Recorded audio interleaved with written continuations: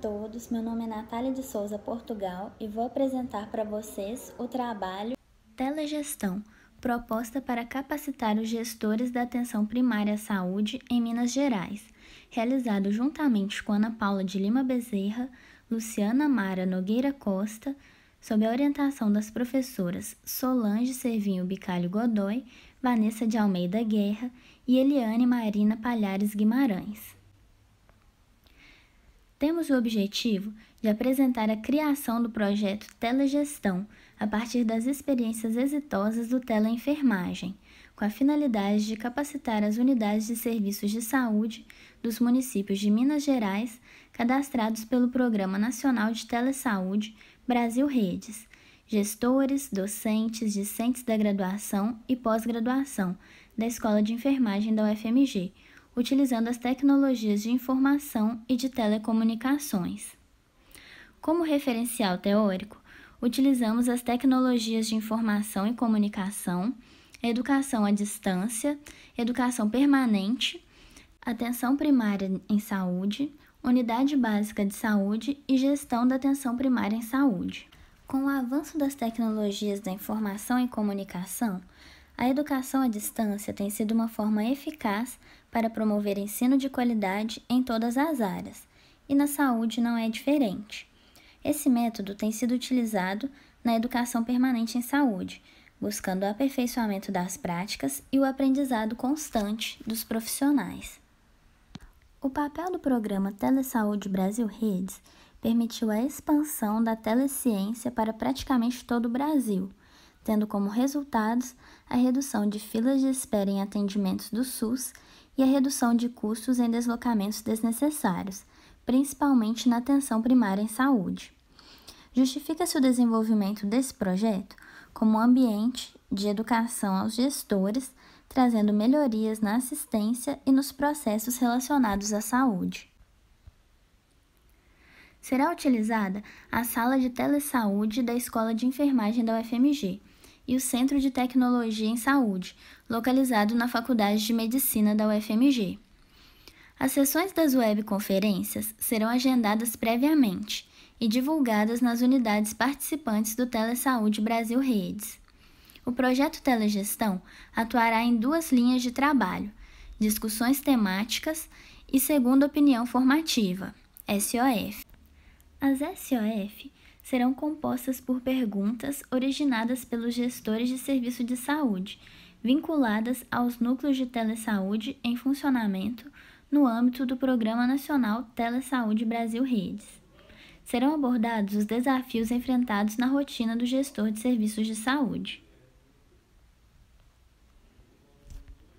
Estima-se que a participação do público em cada webconferência atinja de 20 a 50 profissionais, gerentes de unidades de saúde, considerando o total de municípios em Minas Gerais, cadastrados pelo Programa Nacional de Telesaúde Brasil Redes. Espera-se que o projeto contribua de maneira efetiva na melhoria dos serviços, propiciando o aprendizado constante aos gestores, com base no enfrentamento de desafios diários nas unidades. Propõe-se o acompanhamento da construção do banco de segunda opinião formativa pelos profissionais. Além disso, esperamos contribuir para a capacitação à distância de gestores atuantes nos serviços, auxiliar a preencher a lacuna da capacitação em gestão, além de promover os eventos do Programa Nacional de Telesaúde Brasil Redes, a fim de promover uma efetividade na qualidade da atenção em saúde, em prol da sociedade. Concluímos que os gestores da atenção primária em saúde terão acesso aos conteúdos educacionais disponibilizados à distância, transmitidos em tempo real e offline, através do Programa Nacional de Telesaúde Brasil Redes, para qualificação e educação permanente em saúde. Com isso, buscamos contribuir para a compreensão da necessidade de capacitação dos profissionais, subsidiando evidências para aprimorar o cuidar e a gestão na atenção primária em saúde e dentro da organização do trabalho. Como contribuições e implicações para a gestão de serviços de saúde, temos as ações educativas como importantes, pois atendem às necessidades dos educandos, comprometidos com a inovação e a transformação do processo de trabalho, da interatividade e da inserção na gestão-atenção, da integralização da concepção teórica com os fazeres das práticas. Não se reduzem tão somente à capacitação técnica e à atualização de conhecimentos. Estas devem estar vinculadas ao processo de trabalho. Além disso, a implicação da educação permanente em saúde para a gestão de serviços de saúde possibilita que as ações educativas sejam permeadas pelo processo de trabalho, tornando-se efetivas e próximas da realidade local. Muito obrigada!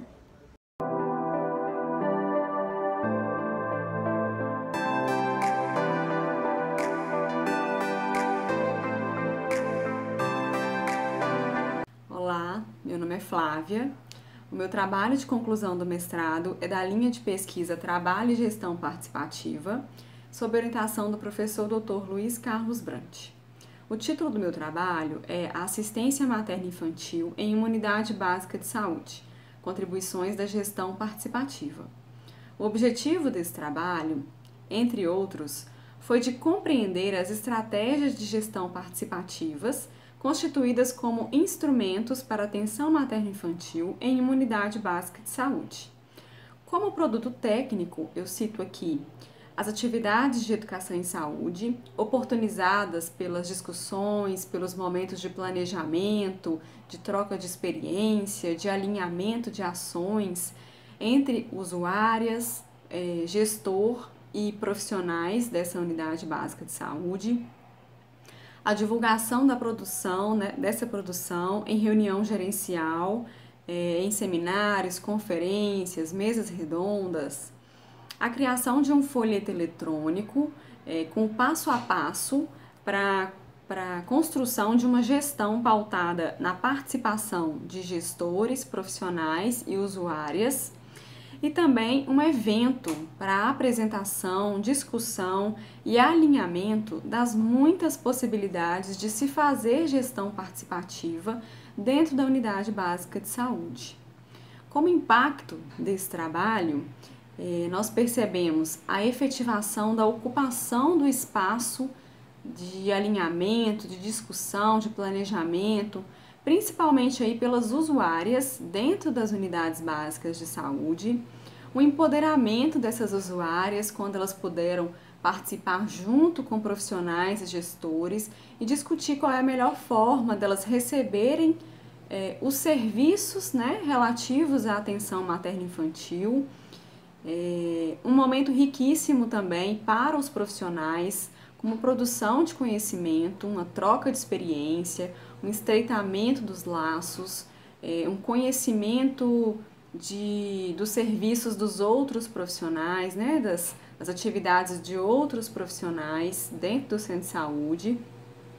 E a gente viu também aí a valorização do trabalho interdisciplinar e também a melhoria da prestação do serviço na linha materno-infantil para essas usuárias, que tanto necessitavam e pediam uma melhora desse serviço. É isso, muito obrigada pela oportunidade de apresentar esse trabalho.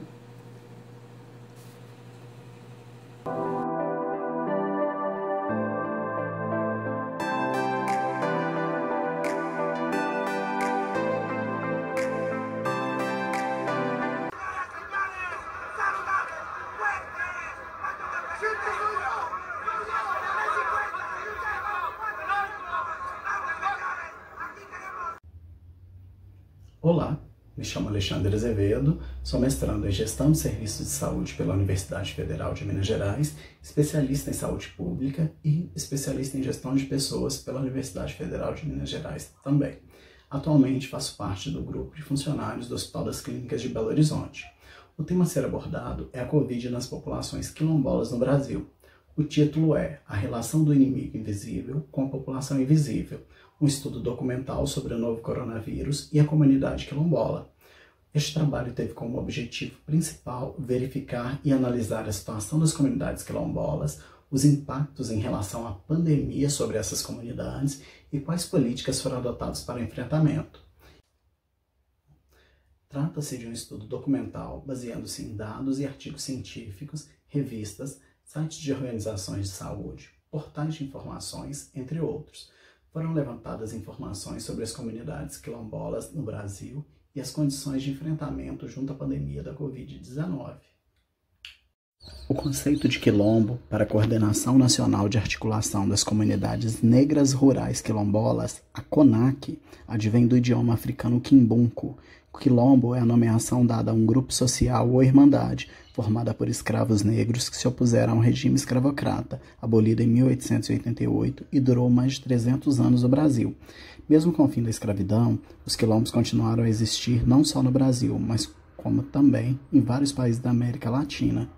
Vivas e atuantes, a Constituição de 88 declarou às comunidades quilombolas direitos de propriedade às suas terras consagradas, conforme o artigo 68. Representa as conquistas dos afrodescendentes em território nacional, resultado das diversas resistências ao regime opressor escravagista e do reconhecimento dessa injustiça histórica. Compete ao Instituto Nacional de Colonização e Reforma Agrária, o INCRA, a identificação, reconhecimento e titulação das terras ocupadas pelos remanescentes, que são as comunidades que herdaram as principais características desses espaços, formados por netos e bisnetos de escravos. Os inimigos do passado deixaram de ser os senhores de engenho, para na atualidade ser as grandes corporações da construção civil. As comunidades quilombolas estão identificadas em pelo menos 24 estados da federação. Em todo o Brasil, de acordo com a CONAQ, existem 2.847 comunidades, sendo a maior concentração no norte e nordeste do país.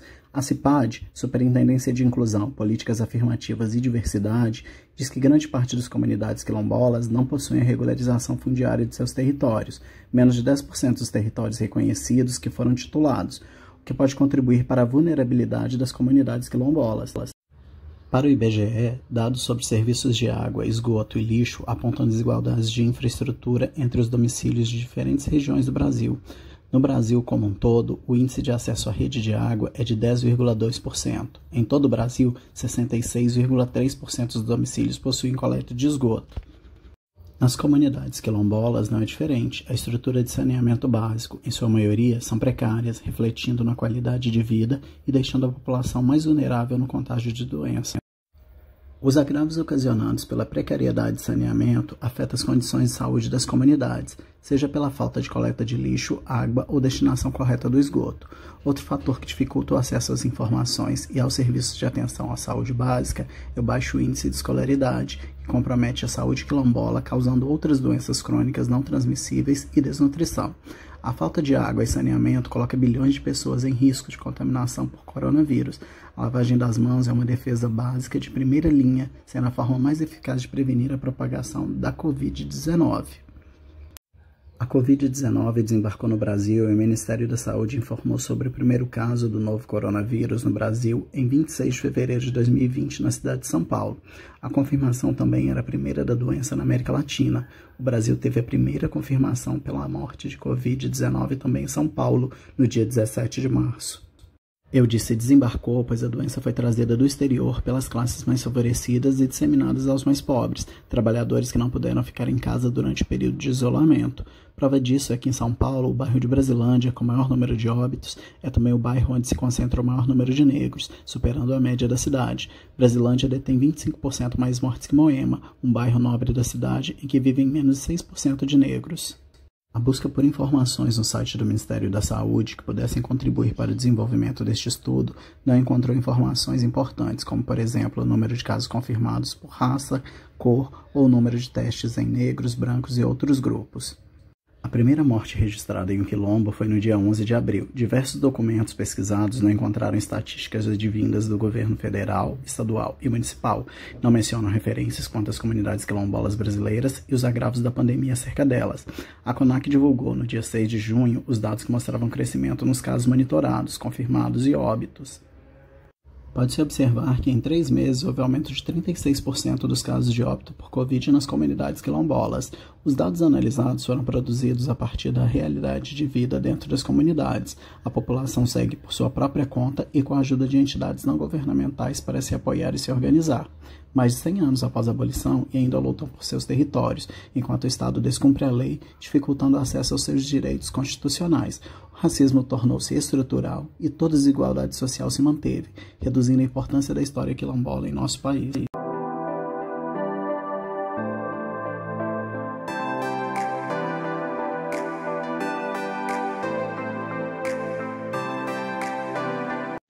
Meu nome é Simone, eu sou enfermeira e vou apresentar para vocês o meu trabalho de conclusão do mestrado, Estratégias Defensivas Empregadas por Chefias Intermediárias de um Hospital Público Federal de Ensino. O objetivo geral da pesquisa é descrever as estratégias defensivas utilizadas por chefias intermediárias de um Hospital Público Federal de Ensino. Os objetivos específicos são identificar os efeitos da organização do trabalho, as vivências de prazer e sofrimento, bem como o risco de adoecimento entre as chefias provocado pelo trabalho. A teoria utilizada foi a psicodinâmica do trabalho desenvolvida pelo psiquiatra e psicanalista Christophe Dejoux na França a partir da década de 1980. Ela aborda a organização do trabalho, o efeito da organização do trabalho sobre os trabalhadores, o trabalho prescrito, que são as normas, as leis, as regras, o trabalho real, que é quando o trabalhador emprega a sua estratégia, a sua engenhosidade para ajustar o seu trabalho no dia a dia. O trabalho prescrito, segundo Dejoux, não é suficiente para que o trabalhador dê conta de realizar as suas tarefas. Na mobilização subjetiva, o trabalhador emprega a sua inteligência prática, a criatividade diante dos imprevistos do mundo do trabalho. O sofrimento, ele é criativo quando ele é transformado e o trabalho é ressignificado por meio da criatividade.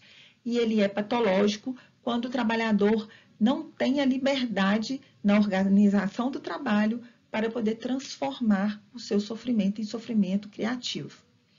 O trabalhador ele se sente reconhecido na dinâmica de prazer e reconhecimento quando ele é reconhecido tanto pela hierarquia quanto pelos pares. O reconhecimento da hierarquia é chamado julgamento de utilidade. O reconhecimento dos pares, que segundo Dejoux é o mais importante, é chamado de julgamento de beleza. Você fez um belo trabalho. O sofrimento suscita estratégias defensivas que funcionam como escudos protetores, como analgésicos. Elas podem ser tanto coletivas quanto individuais.